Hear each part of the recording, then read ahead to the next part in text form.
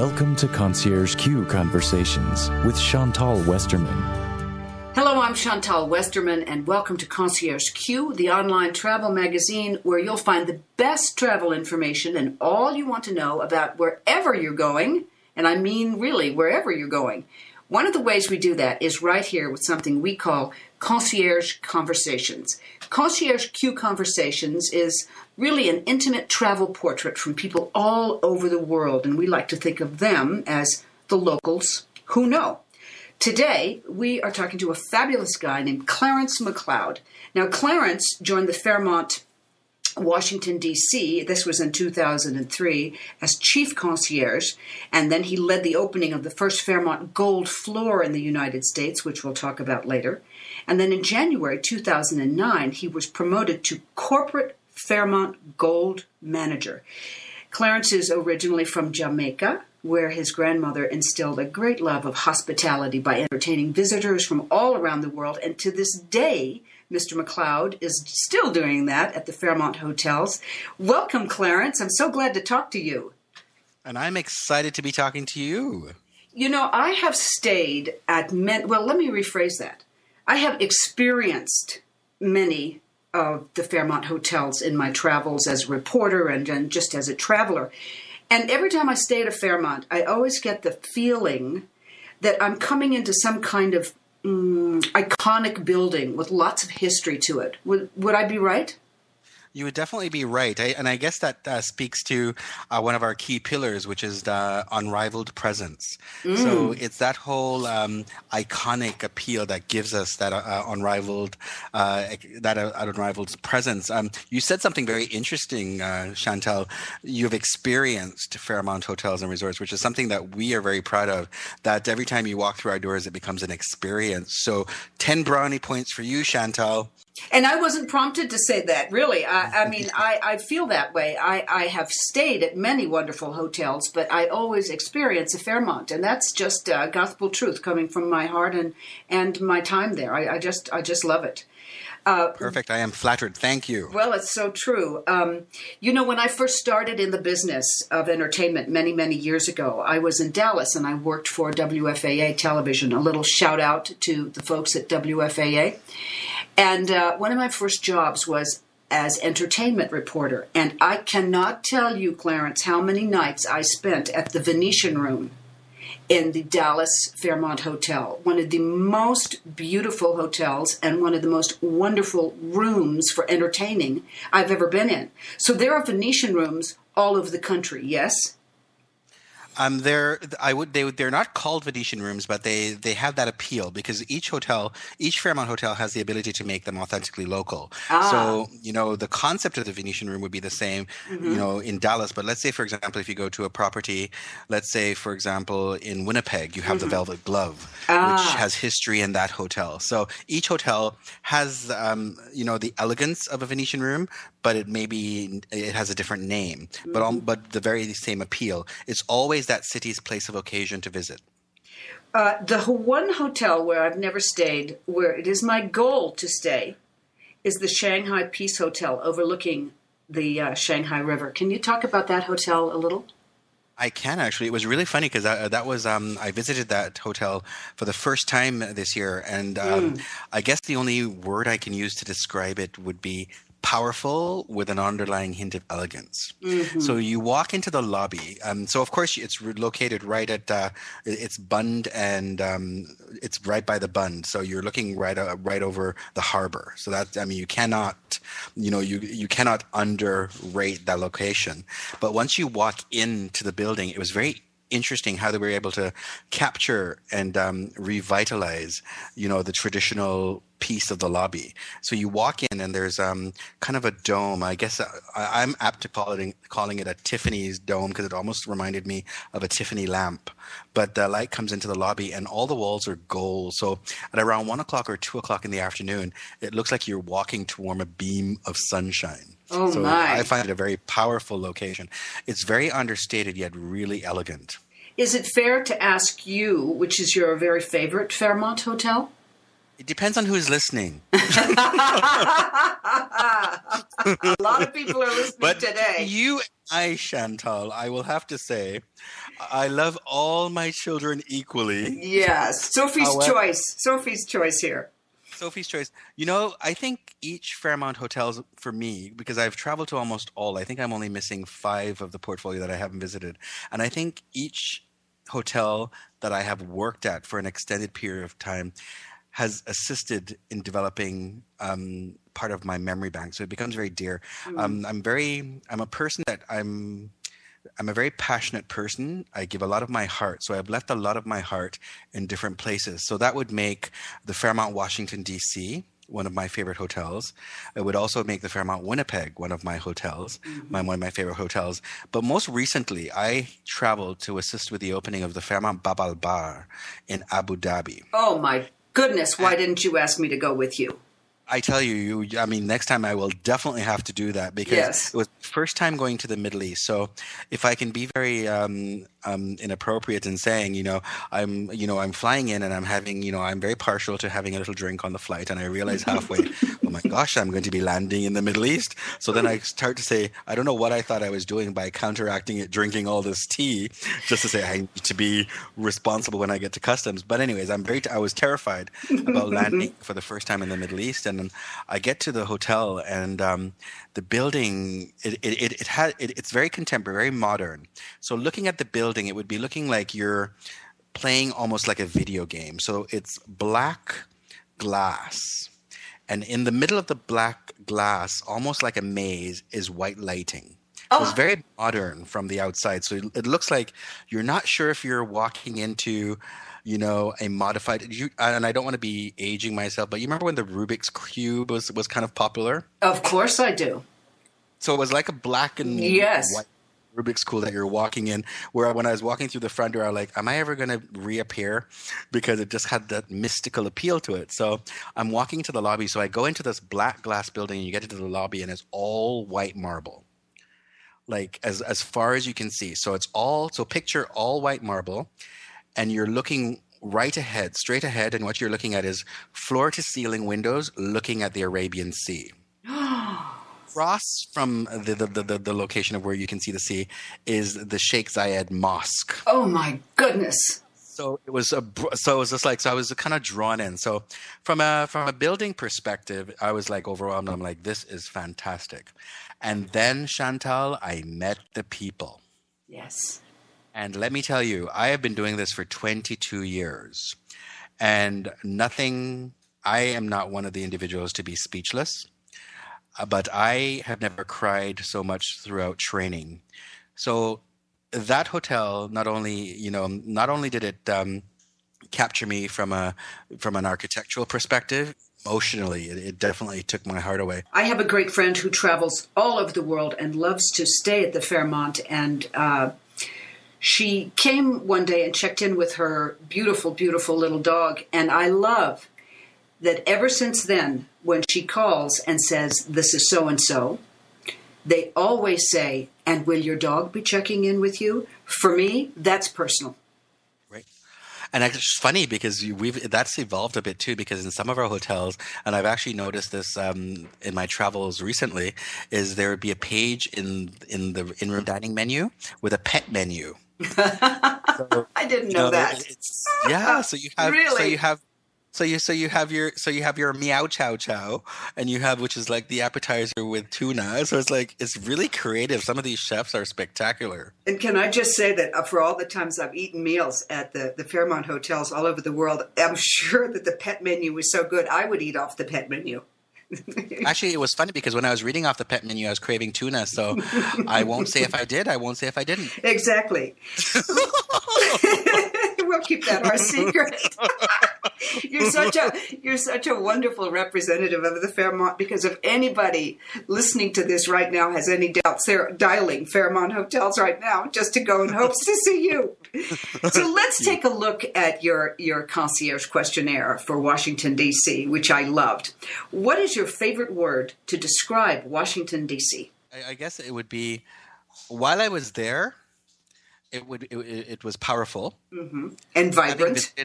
and vibrant, and since I've left and I've gone back to Washington D.C., I think I would change my word if I can to memorable. Ah. One of the questions on the questionnaire is, what is the most creative, spiritual, or emotional place in Washington, D.C.? And you remember what you wrote? Yep, that was Arlington Cemetery, and even when and I've been appreciating it. Funny because when I did that questionnaire, I was living in Washington D.C. and I've landed in Washington D.C. many times, angling over Arlington Cemetery, and I think it still becomes very spiritual because it reminds me of a lot of losses that I've had to deal with, both personally and at the hotel. Because I remember, and I'm not sure if I ever shared the story with you, but I know one of the things and I think the reason I picked Arlington Cemetery at that time was the daughter of the first soldier who passed away during the war in Iraq stayed with us on Fairmont Gold. And I remember being mesmerized by this brilliant child who was so excited and got dressed I remember it was a red satin dress with a bow on it, and she was going to visit Daddy. And it didn't hit me until the TV station who was hosting her came to pick her up, and I realized that Daddy was actually being buried. Oh, my goodness, yes. Yeah, so it was, and I think that's where that spiritual component came, because that child was so excited, and I kind of, to me, that place after that encounter with that child, and the child was only about 6 years, I would say she'd be 5 or 6, and I think the spirituality of that location came from that experience with that child. And it is a very spiritual place. Just on a personal note, I love that you say that, because both my father and my younger brother are buried at Arlington Cemetery, and to walk through there after walking through Washington, D.C. is quite the experience. And do you feel them with you when you walk through it? Because there's something very surreal about walking through Arlington. It's like you can feel the people around you. I just feel that way every time I walk through it, and I read I'm picturing the faces. I'm picturing the people left behind. Anyways, I absolutely do. To cry if you keep me going, Chantal. I'm going to start crying. Well, I absolutely do, and I thank you for having the heart to ask me that question. You send a lot of love to my dad and my brother. Clarence, what is your very favorite indoor activity in Washington, D.C.? I would have to say it was the National Portrait Gallery. I'm not sure if you've ever visited, but it's such a powerful place to be. So you walk in, and the portraits are so lifelike. You can't help, based on the colors and the way they arrange the picture frames and everything like that. It draws you in, and you feel in the presence of all these great people that have all these portraits dedicated to them. So I would think, for me, it was definitely the National Portrait Gallery. In more recent days in my visits to Washington, it has become the Air and Space Museum. But I think the inspiration for that has come from the large amount of time I've now been spending on aircraft. So now I'm actually, aerodynamics is kind of one of those subliminal interests I've developed. Mm-hmm. And what's your favorite sound or noise in Washington, D.C.? I know it was the presidential motorcade. What does that sound like for people who don't know? Because in Washington, D.C. Let me describe it to you. And I think you have to be living in Washington, D.C. to actually – and it's really funny because I can spot it in any country now, and that's the most unusual thing. So it starts out – and this is from one of the presidents. The reason why I became very familiar, because it interrupted my walk home on a Friday evening, because a president that will remain nameless would always go to Morton's for steak on a Friday evening. So the presidential motorcade, it starts out with you get the squeal of the you get the motor of the bike, and you get the kind of subliminal siren going. Mm-hmm. And then it's like that siren fades out, and then you have Secret Service, their sirens fade in.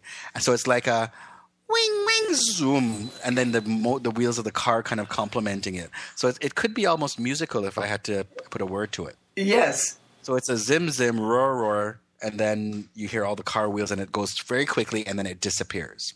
But it's got to do something emotionally as well, because the president is in that car.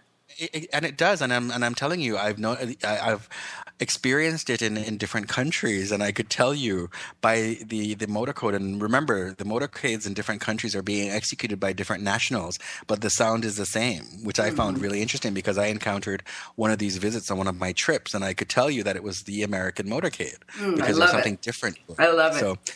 So anyway, I think that still remains my one of my favorite sounds. Now that I've moved from Washington D.C., I would have to say fire trucks, because when I was living in Washington D.C., I lived across from a fire hall, and although it used to annoy me, the fire trucks at 2 a.m. in the morning, I became used to it. So every time I would hear a fire truck when I was staying at the Fairmont Washington D.C., like coming out the front door, I'd be like, "Oh my gosh, I miss my apartment." If people are traveling to Washington, D.C., and they're looking for a great meal, where do you send them? Me and you. Yes, you and I are going to Washington, D.C. I can't wait. No, the restaurant actually is named Me and You. Oh, I thought you meant... Although you and I can go to Me and You. I thought you meant... Well, let's so make you and this... I, Chantal, can go to Me and You. Me and You, there are a couple of things that makes that a wonderful restaurant for me. It's the menu is so eclectic. So it's considered... they offer... Their inspiration was the journey of the Silk Road. So it's kind of an Asian sort of fusion with a little bit of a Moroccan fusion. So I love for example, that. You'll get your you'll have your Caesar salad, for example, and inside your Caesar salad would be they would have not only eggs, but there would be pieces of Moroccan barbecued beef inside the Caesar salad, which I found very interesting. They just do really interesting dishes. Even when the way they do seafood, they will marinate it with a little bit of India, but then the rice is from Morocco, but then you get you can get fried rice with it. So it's very eclectic, and I think what I like most about it is the different rooms. So you walk into the restaurant. There is I think the room from Tibet, which is like all red, and then there's the bird cage in the middle of the entire restaurant where the VIPs would sit. And I had one celebrity that was staying with me. That's how I ended up finding out about the restaurant, because I had to source this restaurant for one of the celebrities, because this celebrity owns quite a few of these very funky restaurants, and that was where we had him sitting, and he was just raving about how he could see everyone and no one could see in. Yeah, it's fabulous. Me and you in Georgetown would have to be the most spectacular place to visit in Washington as far as a fantastic meal goes. Actually, I'm for people following along on ConciergeQ.com or EverydayOpera.com, if you want to see a picture of Me and You restaurant in Washington, D.C., we have one on the Concierge questionnaire, and it's just so fabulous with all sorts of information about it. Yeah, it's quite wonderful. Perfect. What type of song or music best reflects Washington? Yeah, I think it would still have to be the Star Spangled Banner, because when you hear that in Washington, D.C., nothing sends shivers like that experience. I agree. Now, if heaven were Washington, D.C., what do you think God would say to a visitor when they arrived at the pearly gates? Well, that would change. It would be Democrat or Republican. But now I would have to say, because I miss Washington so much, I would have to say he would say, "Is Clarence with you?" What a joy you are to talk to, Clarence. I look so forward to staying at a Fairmont hotel. I want to come to the one where you're staying. Well, you make me feel like I want to visit Idaho. Wouldn't it be nice to have a Fairmont hotel in Sun Valley, Idaho? But Or something. we actually in my neck of the woods, I live in Haley, Idaho, just down from Sun Valley, and the speed limit in my town is 25 miles an hour, and we have 2 stoplights. So I don't know about a Fairmont here. But I wanted to say something to you, which I'm hoping that you would appreciate, because in the last interview I mentioned that I was actually born in hospitality, with my grandmother being able to host, many visitors to her home, and cooking was a very important part. She has since passed away recently, and my sense of hospitality is actually, and my sense of wanting to take care of people has actually been enhanced, because of I am now considering that a legacy that she's left. So me embracing the world of being a concierge will be a definite legacy and a dedication to the fantastic woman my grandmother was. What was her first name? Her name was Maisie. Maisie. Yes. Yes. Nothing says you're welcome home like Maisie. Maisie's Legacy. That's what it is. Maisie's Legacy. That's what it is. Clarence is Maisie's Legacy. I just love it. And what fun you are to talk to. You are such a wonderful representative of the Fairmont Hotel in Washington, D.C. But you've moved on, I should say, quickly before we go. I have. I've moved on to still with Fairmont Hotels and Resorts, but from a corporate perspective, where I'm directly responsible now for Fairmont Gold and all the lobby concierges. So it's basically taking the knowledge that I've learned over the years and in kind of assisting in our journey from good to great. And without getting too personal here, although certainly after this interview I feel I could, Clarence, where do you wake up in the morning now? It depends. I'm usually in seat 6C on an aircraft. Oh dear. No. It's Toronto is home base, but for the new role, I travel 90% of the time. Then I have to ask this. That was not my last question. This is my last question, because we have so many travelers who visit us at ConciergeQ.com and so many people listening on everydayopera.com who are all over the world. Jet lag. Do you have a solution? I have a solution, but I'm not sure it's for everyone, because I think I have to go back to and this is based on my Jamaican roots. I drink systematically when I fly. So on takeoff, I will have a drink and I will wait for the meal. And then what I try to do is discipline myself after the meal is I try to sleep for at least 2 hours, just 2 hours, to kind of get the nerves kind of going very, very calmly. Or do whatever you need to do. But I think the most important thing is you wake up in the time zone where you land. Oh, yes.